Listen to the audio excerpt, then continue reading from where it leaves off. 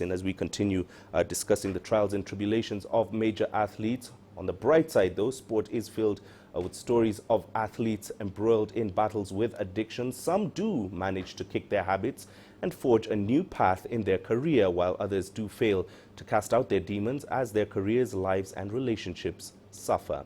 There are many theories why athletes become addicted to substances, with some claiming it is an outlet from the pressure of the world. CGTN's Sias Plessis takes a look at one of sport's success stories. The reasons for athletes turning to substance abuse and addiction vary from athlete to athlete, according to medical professionals. But one of the pitfalls of their dangerous habit is that their drug of choice completely consumes their lives. The addiction becomes number one in your life. So even if you're a competing athlete doing really well on the international stage, the addiction comes number one. So your training, your competition, your family all becomes second, and it all is revolving around how to get your next fix and how to get the drug.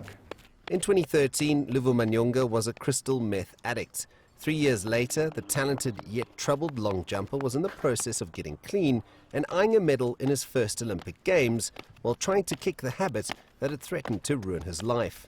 It was not easy at all. It's like there was hell in my life, and God came upon, and now things getting better. Manyonga had a permanent minder while at the University of Pretoria and was chaperoned from rehab to training each and every day. And during his preparations leading up to the Games, he spent 35 consecutive days in the rehab facility, unable to train, making his silver medal leap in Rio even more incredible. It hasn't been an easy journey because, you know, the saying goes, once a druggie, always a druggie. And I know that he's spoken about overcoming his demons, and he's been to see us. He sat with us and said that he's had the cravings.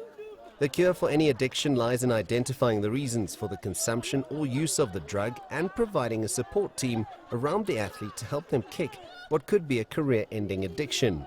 Often athletes are taking drugs because of pressure. They're taking drugs because of injuries. They're taking drugs to try to get their mind off things. And unless you address those problems, they're never going to kick the habit. And in fact, it could be even harder for an athlete to kick the habit than a normal person.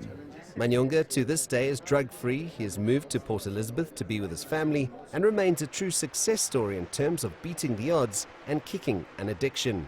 There's hurdles in life.